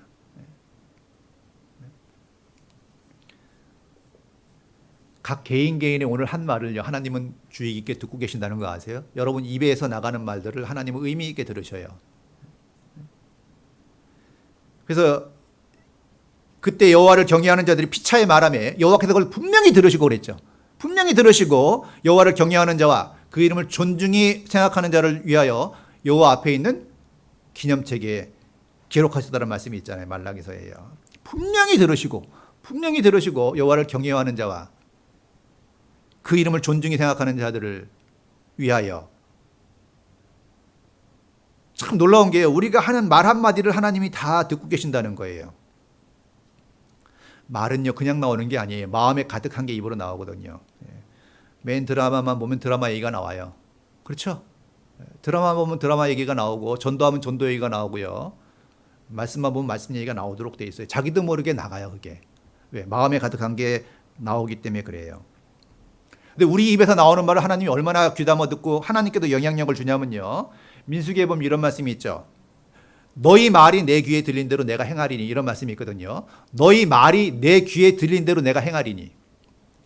그 당시에 이스라엘 사람들이 광야에서요 불평과 원망했잖아요. 그걸 하나님 다 들으셨고, 아주 쉽게 얘기하면 죽겠다 하는 사람은 광야에서 다 죽었어요. 놀라웠게도 말한 대로 되거든요. 그래서 하나님 우리에게 뭐라고 말씀하시죠? 범사에 감사하라. 모든 상황에 하나님을 인정하고 하나님의 기쁜 뜻이 있다는 걸 인정하고 감사해야 돼요. 그러니까 사실 이 코로나 상황도 감사해야 될 상황입니다. 불편하고 어렵지만 분명히 하나님이 어떤 일을 이루어 가시는 과정 속에서 사용되고 있는 건 사실이잖아요. 이 환경 자체를 원망해서는 안 된다는 얘기예요. 정말 놀랍잖아요. 너희 말이 내 귀에 들린 대로 내가 행하리니 그랬거든요. 그러니까 우리의 말이 하나님께 영향을 주고 있는 거예요. 하나님이 이스라엘을 회복시키는 게 하나님의 뜻이지만 그것도 너희 기도를 통해서 하시겠다는 말씀이 에스겔서에 기록되어 있거든요. 하나님이 하시고자 하는 것도 성도들의 기도를 통해서 하시기를 원하는 거예요. 이 사람의 말은요, 한번 나가면 영향력이라는 걸 가지고 있습니다. 사람이 무슨 무익한 말을 하든지 심판날에 이에 대해서 신문받는다는 말씀이 있죠. 한마디 말씀도 떨어지는 게 없고 우리 말도 다 하나님의 기념책에 기록되고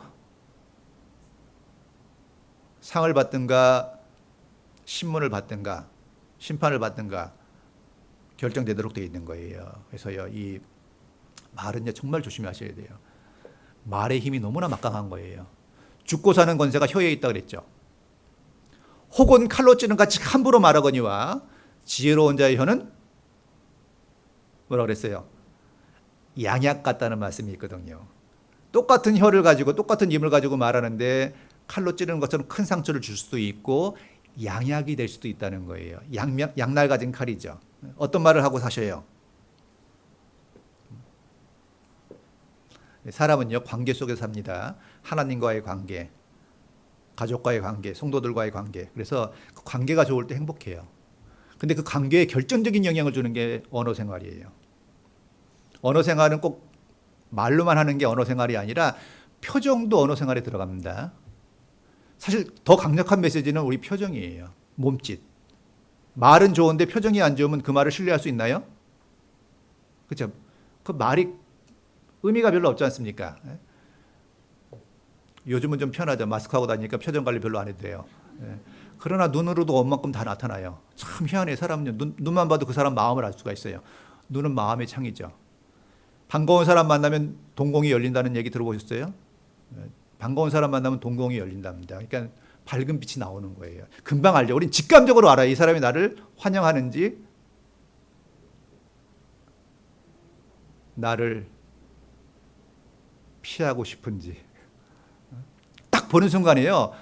이해할 수 없지만 느낌으로는 오죠. 아, 날 반가워하는구나. 아, 이 사람은 나를 멈칫하네. 왜? 우리도 이렇게 지나가다가요. 안 보고 싶은 사람 만나면 멈칫하잖아요. 아, 이 인간을 여기서 만나다니. 자기도 모르게 돌이서 갈 때도 있잖아요. 멀리서 볼 경우에 그런 경우들이 있어요. 근데 그걸 본 사람 마음은 더 무너지겠죠. 그런 일 한번 당해보세요. 아찔해요. 사람은요, 여러 가지 언어로 소통하게 돼 있는데, 이 소통에서 중요한 게 말인데, 사람은요, 그 대답으로 말미암아, 그 입의 대답으로 말미암아 기쁨을 얻나니 그랬어요. 사람은 그 입의 대답으로 말미암아 기쁨을 얻나니 때에 맞는 말이 얼마나 아름다운 거라 그랬거든요. 그러니까 관심을 가지고요, 사람들이 얘기할 때 경청하시고 반응을 보이셔야 돼요. 저도 여기 쭉 보면요, 누가 제일 반응을 잘하는지 알아요. 그분은 제가 마음이 그분한테 굉장히 열려요. 감사합니다. 전에 집회 어느 교회 할 때는요, 그런 분이 있더라고요. 말씀 듣는데 이러고 들어 진짜. 너무나 반응을 잘하시니까 제가 식사할 때요, 그분이 있어서 정말 감사하다고 제가 전해드렸어요. 그분은 정말 놀라더라고요. 저는 몰랐는데요.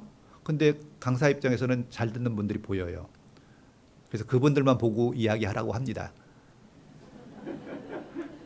그래야 끝까지 갈 수 있거든요. 반응하셔야 돼요. 우린 목속이 아니잖아요. 그렇죠?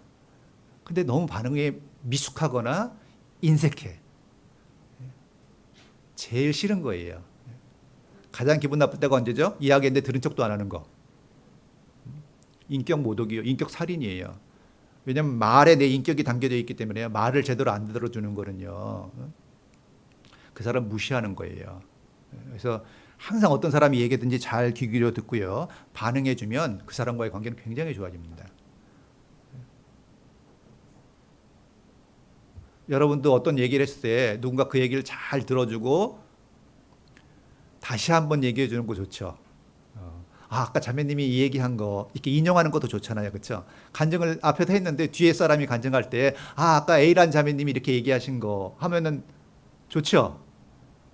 좋죠. 제 얘기를 들었다는 거고 잘 들었다는 거고 의미 있게 들었다는 거고 그걸 인용하고 있다는 건 다시 한번 내가 한 얘기에 의미를 부여하는 거거든요. 그러니까 말 잘하는 사람은 그런 능력을 가지고 있어요. 헛기 듣는 게 없어요. 그래서 제 아들이 그 이제 사회 초년생인데 제가 처음에 얘기해 준 게 그런 얘기를 해줬어요. 수첩을 꼭 갖고 다녀서 사람들이 이야기하는 걸 좀 메모해둬라. 그리고 그 사람하고 다음에 얘기할 때 그걸 살짝 타치해줘라라는 얘기를 제가 사회 초년생한테 소스를 좀 줬어요. 사랑받고 있답니다. 전에 과장님이 했던 얘기 새기고 있어요. 자기도 한 얘기를 잊어버렸거든요. 그랬어? 자식, 네 아비가 누구냐? 물어보진 않았겠지만, 예. 가정교육이 잘 됐다고 생각하지 않겠어요? 근데 우리는 한 얘기, 들은 얘기도 다 잊어버리거든요.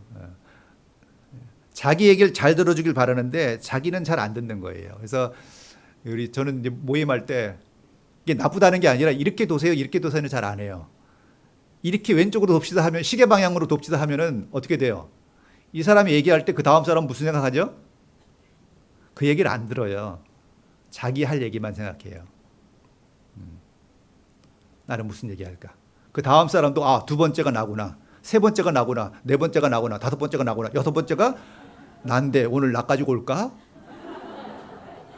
이건 준비를 해야 돼 말아야 돼. 끝날지도 모르니까 중간에 하기도 뭐하고 안 하기도 뭐하고 그 생각하다가 시간 다 가요.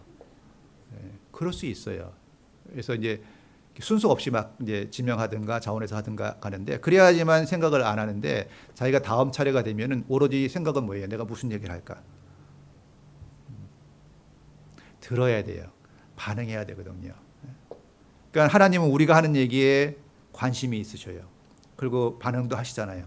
그 얘기 듣고 알맞게 말씀하셨거든요. 누가복음 24장 18절입니다. 그 한 사람인 글로바라 하는 자가 대답하여 가로되 당신이 예루살렘에 우거하면서 큰 근일 거기서 된 일을 홀로 알지 못하느뇨? 가라사대 무슨 일이뇨? 가로되 나사렛 예수의 일이니 그는 하나님과 모든 백성 앞에서 말과 일에 능하신 선지자를 우리 대제사장들과 관원들이 사형 판결에 넘겨주어 십자가에 못 박았느니라. 우리는 이 사람이 이스라엘을 구속할 자라고 바랐노라. 이뿐 아니라 이 일이 된 지가 사흘째요. 예수님이 이제 질문을 하니까요, 그 두 제자가 받아서 얘기하죠. 당신이 예루살렘에 우거하면서 그 일을 거기서 된 일을 알지 못하느뇨? 홀로 알지 못하느뇨? 야, 놀랍죠. 본인들의 눈이 가려워진 거는 모르고요, 그야말로 예수님께 알지 못하느뇨 물어봤어요. 그리고 어떤 오해를 하고 있죠? 예수님을 생명의 주로 믿지 못하고 말과 일에 능한 선지자 정도로 생각한 거죠. 그러니까 예수님을 알아보지 못한 거예요. 자, 이지혜는 이 세대의 관원이 하나도 알지 못하였다니 만일 알았다면 영광의 주를 십자가에 못 박지 아니하였으리라. 알았다면, 몰랐죠. 우리도 계속 알아가는 거죠. 아는 지식에 자라가라 그랬거든요. 아는 만큼 주님을 의지할 수 있어요. 그러니까 주님은 너무나 많은 걸 주시길 원하는데 우리가 마음의 평강을 잃고 기쁨을 잃은 이유는 사실 주님을 잘 알지 못하기 때문이에요. 왜냐하면 하나님 우리 주 예수 그리스도를 알므로, 예수를 알므로 은혜와 평강이 너희에게 더욱 많을지어다 그랬거든요. 주님을 알므로 은혜와 평강이 너희에게 더욱 많을지어다 그랬어요. 그러니까 주님이 정말 어떤 분인지, 주님이 정말 내 삶 가운데 어떻게 역사하시는지를 알아가는 만큼 더 풍요로운 삶을 살 수 있는 것인데, 우리가 주님 아는 일에 너무나 게으를 수 있습니다. 안다고 생각하는데 잘 모를 수 있어요. 그러니까 주님을 의지하지 못하고 늘 불안해하는 거예요. 아는 만큼 의지할 수 있잖아요.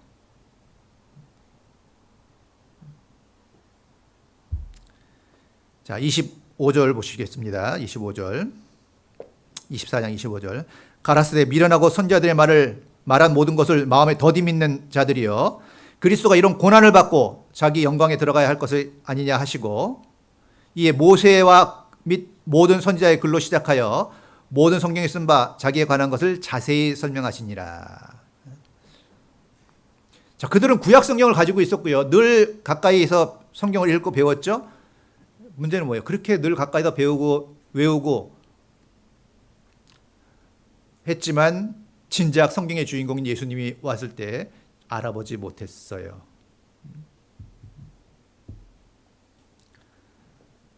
참 안타깝죠. 그렇게 배웠고 외우고 읽었는데 진작 주인공이 오셨는데 알아보지 못했어요. 물론 성경을 정확히 몰랐기 때문이라고 말씀드릴 수 있어요. 왜냐하면 그 구약 성경에 보면요, 예수님의 초림하시는 예수님 모습과 재림하시는 예수님의 모습이 막 성경 한 줄에 막 요약되어 있기도 하고 섞여 있기도 하니까 쉽지 않은 겁니다. 그러니까 그 받으실 고난과 후에 얻으실 영광 이런 식으로 되어 있거든요. 그 받으실 고난과 초림이죠. 후에 얻으실 영광이 같이 붙어 있으니까 그리고 이스라엘 자체가 그 당시에 로마의 압제를 받고 있으니까 그 환경 속에서 왕으로 오시는 예수님을 기대할 수밖에 없죠.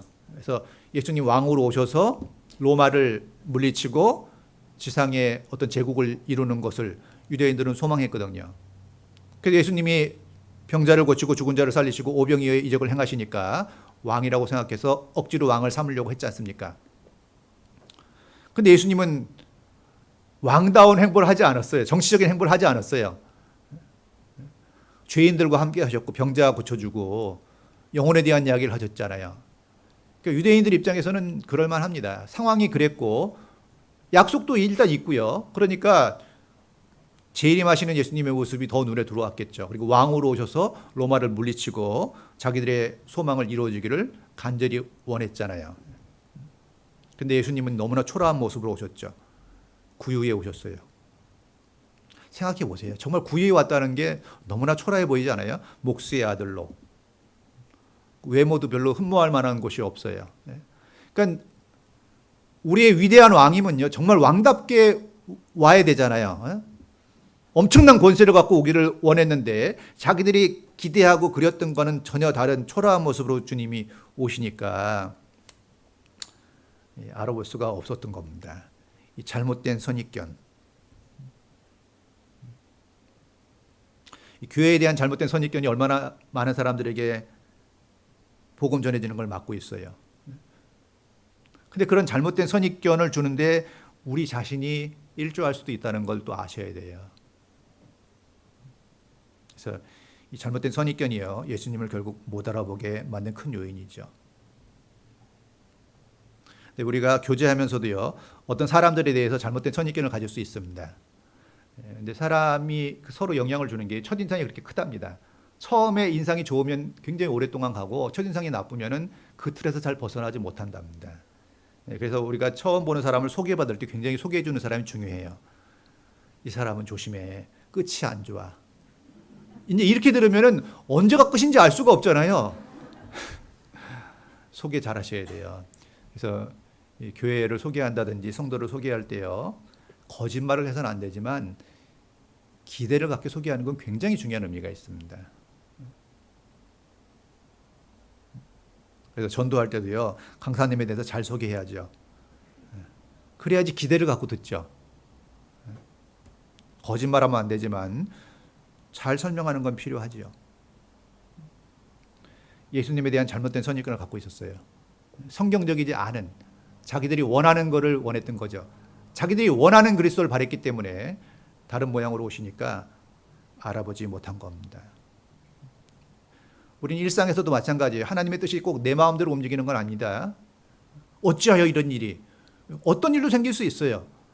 그러나 시간 지나면은 알 수 있어요. 그것이 하나님의 지혜였다는 것을. 그러니까 우린 과정 속에서 불평과 원망이 아니라 항상 감사를 해야 돼요. 지나고 나면 그것이 필요했다는 것을 알게 되거든요. 자, 27절입니다. 24장 27절.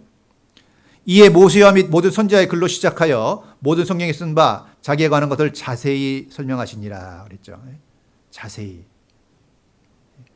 왜 자세히 설명해요? 제자들을 붙잡아 주기 위해서. 우리도 뭔가 사랑하는 사람에게 뭔가 알려줄 때는 자세히 얘기하잖아요. 그렇죠? 근데 별로 관심 없는 사람한테는 대충 얘기하죠. 알아서 해.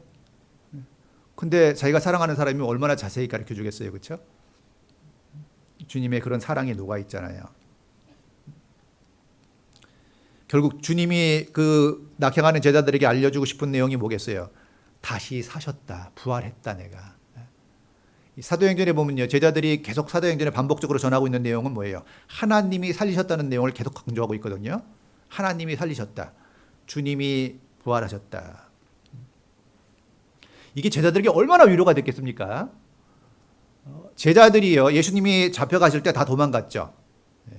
도망갔잖아요. 다 도망갔어요. 얼마나 수치스러운 일이에요. 베드로는 큰 소리 뻥뻥 치다가요, 죽기까지 내가 쫓아가겠다고 이야기했다 입술에 침이 마르기도 전에 도망갔어요. 제자들 입장에서 굉장히 수치스러웠겠죠. 도망간 자신의 모습들이 얼마나 수치스러웠겠어요. 그렇지만 하나의 희망이 있었어요. 도망갔지만 예수님의 능력을 알고 있잖아요. 그들은요. 예수님이 쉽게 죽을 거라고 절대 생각 못했을 거예요. 죽은 자를 살리시는 예수님의 능력이 있는데 예수님의 능력으로 한바탕 하고 나올 수 있을 거라고 생각했겠죠. 그렇게 기대하지 않았겠어요? 우리가 도망가고 예수님이 잡혀가긴 했지만 주님은 다시 나올 수 있을 거야. 그런 기대를 안 했겠어요? 근데 너무나 어찌 보면 무기력하게 십자가에 달려 돌아가셨잖아요. 제자들 마음 무너졌을 거예요. 그들의 가장 기쁜 소식은 뭐예요? 다시 사셨다죠. 기회가 주어졌잖아요. 그 수치스러운 일을 회복할 만한 기회가 주어졌잖아요. 그래서 그들은요, 사도행전에서 주님이 다시 사셨다는 메시지를 전하기 위해서 순교했잖아요. 주님도 그 소식을요, 제자들에게 알리고 싶었던 겁니다. 주님은 다시 사셨어요. 우리 다시 사셨고, 지금도 하나님 우편에 계시고, 우리 안에 계시잖아요. 지금 이 시간에도 여기서 역사하고 있다고 우리는 생각합니다. 우린 죽은 예수님을 믿는 것이 아니라 부활하신 예수님을 믿고 있고, 우리에게 새로운 기회가 주어진 거예요. 그러니까 제자들이 예수님을 버리고 도망갔죠. 그 수치스러운 것들이 결국 예수님을 전할 때 결국 반대로 작용됐을 겁니다. 그렇죠? 이 사도 바울도요, 그렇게 복음을 살아갔던 에너지는 믿는 사람들을 핍박했던 그 가책, 이것이 크게 반대로 작용했을 거라고 생각합니다. 역설적이지만 그래요. 그러니까 주님은요, 그 낙심에 빠져 있을 제자들에게 부활의 소식을 알리고 얼마나 기뻤어요, 이것이요. 정말 부활의 소식이야말로 복음이잖아요. 28절입니다.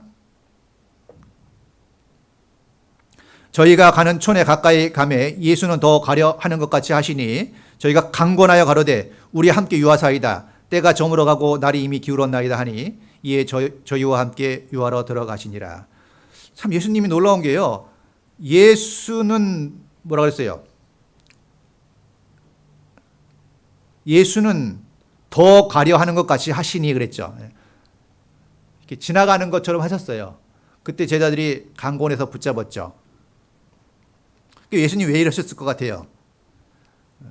하나님은 전지전능하시지만 억지로 하지 않으시거든요. 생명일과 사망일을 두었지 억지로 밀어붙이진 않으셔요.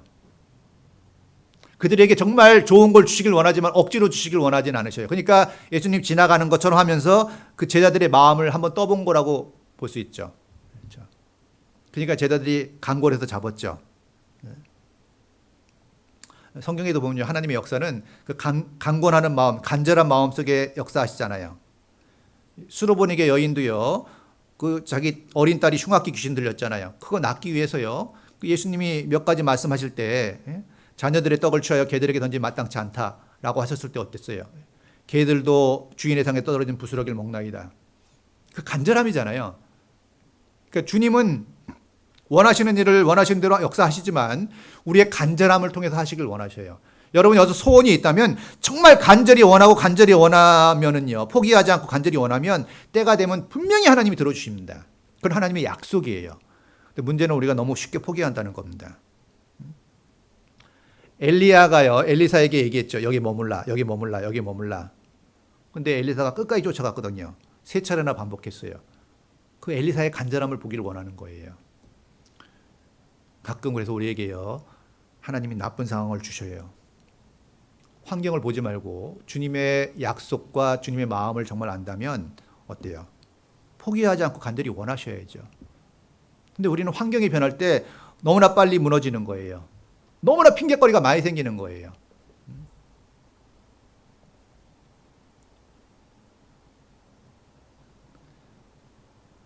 우리의 간절함이 필요한 겁니다.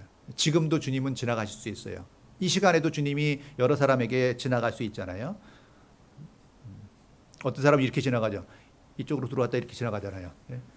한 귀로 듣고 그냥 한 귀로 흘려버릴 수 있죠. 그 뭔가 마음속에 붙잡는 게 있다면 주님을 붙잡는 게 되잖아요. 정말 한 말씀이라도 내가 삶 가운데 붙잡고 의지할 수 있다면 그 말씀은 내 삶을 변화시킬 수 있는 거예요. 많은 말씀을 다 이해하면 물론 좋겠죠. 그러나 많은 말씀을 가슴에 딱 새기고 살기는 그렇게 쉽지 않습니다. 그 분량이라는 게 있잖아요.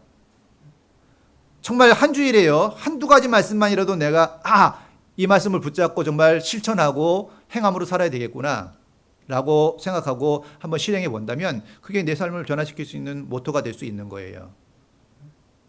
그렇지 않아요? 성경의 신앙생활이 그렇게 어렵거나 복잡하게 되어 있지 않습니다. 들으라, 거하라, 기다리라. 아주 간단 명료하죠? 그 말씀을 믿고 그냥 하면은 신앙생활은 문제가 없어요. 근데 너무 복잡하게 생각을 많이 하는 거예요. 들으라, 꼭 들어야 되나? 거하라, 꼭 거해야 되나? 기다리라, 꼭 기다려야 되나? 이런 자꾸 단서를 붙이는 거죠. 자꾸 이성이 작동되는 거예요. 그리고 자꾸 환경을 보고 뭔가 자기가 조급하게 선택을 하고 기다리지 못하기 때문에 하나님의 역사를 맛보지 못하는 경우도 많다는 거예요. 믿고 기다리면 하나님이 해주시거든요. 욥의 인내를 너희가 들었거니와, 그렇죠? 배나 축복해 주셨죠. 우리가 하나님을 믿고 따르는 건요, 다 모든 걸 이해해서는 아니에요. 우리 이성을 총동원해 갖고 이해하려고 하더라도요, 이해 안 되는 게 사실 너무나 많아요. 그거 이해하셔야 돼요. 이해 안 되는 게 너무나 많다는 걸 이해하셔야 돼요. 인정하셔야 돼요. 우린 다 알고 행하는 게 아니에요. 몰라도 믿을 수는 있어요. 그렇죠?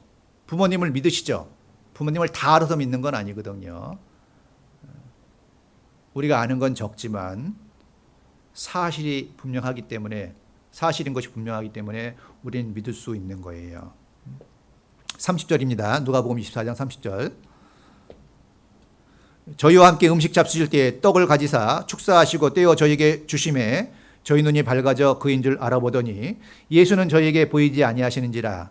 저희가 서로 말하되 길에서 우리에게 말씀하시고 우리에게 성경을 풀어주실 때 우리 속에 마음이 뜨겁지 아니하더냐 하고.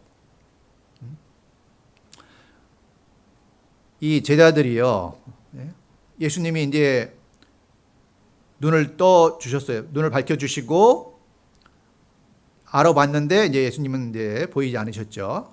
그런데 저희들이 뭐라고 얘기했어요? 저희가 서로 말하되 길에서 우리에게 말씀을 하시고 우리에게 성경을 풀어 주실 때 우리 속에서 마음이 뜨겁지 아니하더냐? 이 뭔가 이 뜨거움이 올라온 거예요. 그렇죠? 이 낙심해서 완전히 식은 마음으로 엠마오로 향하던, 예루살렘을 등지고 엠마오로 향하던 그 사람들, 정말 주님의 사랑이 다 식은 거죠. 낙심했어요. 그런데 주님이 와서 말씀을 풀어주시니까 다시 뜨거운 게 올라온 거예요. 이게 생명의 힘이죠. 이 잠자는 사람과 죽은 사람의 차이는 너무 잘 아시죠? 잠자는 사람은 흔들면 깨어나게 돼 있어요. 근데 죽은 사람은 절대 반응이 없죠. 그리고 죽은 사람은 체온이 없어요. 차갑죠. 살아있는 사람은 체온이 있기 때문에 같이 부비끼면 체온이 올라가죠. 뜨거워지잖아요. 우리가 같이 교제하면 뜨거워지도록 돼 있어요. 같이 말씀을 들으면 뜨거워지는 것이 산 사람의 자연스러운 현상이에요. 말씀을 듣고 교제해도 뜨거워지지 않는다면 더 부딪히는 수밖에 없어요. 많이 식어져 있기 때문이니까. 그러나 아무리 말씀을 듣고 아무리 교제를 해도요, 전혀 마음에 미동이 없다면 내가 내 행위를 하노니 내가 살았다는 이름은 있으나 죽은 자로다. 그 경계해야 될 말씀이죠. 아까도 좀 말씀드렸지만요, 오뚜기 말씀드렸잖아요. 우리가 모든 걸 다 완전하게 하는 건 아니에요. 그러나 못할 때, 잘못할 때, 뭐 실언을 하거나 내가 누구의 마음에 상처를 주거나 잘못된 삶을 살 때, 게으름이나 나태함, 안 해야 될 게임을 계속하고 있거나 오락에 빠져 있거나 드라마에 빠져 있거나 지나치게 뭔가 빠져 있을 때 자기 모습을 보면 어때요? 문제가 생기지 않아요? 마음속에 이렇게 살아서는 안 되는데 라는 생각 안 하세요? 일어나야 되는데 이런 마음이 안 드세요? 그런 마음이 들어야 되잖아요. 그러니까 뜨거워지면 그렇게 변하도록 돼 있는 거예요. 뜨거워졌다는 거 어떻게 알죠? 일어날 수 있는 힘이 생기거든요. 머리만 뜨거워지는 게 아니라 가슴이 뜨거워질 때 행동으로 나오잖아요. 33절입니다. 곧 그 시로 일어나 예루살렘에 돌아가 보니 11사도와 및 그와 함께한 자들이 모여 있어 말하기를 주께서 과연 살아나시고 시몬에게 나타나셨다 하는지라. 두 사람도 길에서 된 일과 예수께서 떡을 떼심으로 자기에게 알려주신 것을 말하더라. 참, 이 분위기 한번 상상해 보세요. 얼마나 기쁨이 넘쳤겠어요. 나도 봤어. 너도 봤니? 뭐 그 경험한 것, 살아나신 주님, 영광의 주님을 본 그 사람들의 감정이 어땠겠어요? 얼마나 힘이 있겠었겠어요? 그래서 곧 그 시로 일어나 예루살렘으로 돌아가 보니 그랬죠? 그 뜨거워진 마음, 그렇죠? 그 눈이 떠진 다음에요. 그들이 한 행동이 뭐죠? 곧 그 시로 일어나 예루살렘으로 돌아가 보니 곧 즉시로 변화가 된 거예요. 삶의 방향이 바뀐 거예요. 그렇죠? 엠마오로 가다가 낙향하다가 예루살렘으로 제자들이 있는 곳, 사도들이 있는 곳으로 돌아간 거예요. 마땅히 있어야 될 자리로 돌아가게 된 것이죠. 우리도 마찬가지예요. 우리도 여러 가지 문제로요, 침례에 빠질 수 있잖아요. 후퇴할 수 있잖아요. 그러나 우리가 말씀을 듣고 정말 주님을 온전히 알고 붙잡을 때 그 뜨거움이 있잖아요. 그렇죠? 뜨거움이 있잖아요. 그리고 그 즉시로 일어나서요, 그 예루살렘으로 제자들이 갔듯이 말씀이 있는 곳으로, 교제가 있는 곳으로 가게 되는 게 정상적인 거잖아요.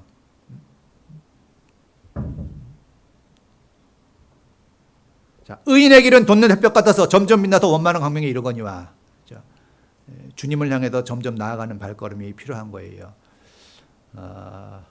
정말요, 이 코로나 때문에요, 정말 모이기도 힘들고요, 복음 전하는 것도 더 어려워진 환경이에요. 그렇죠?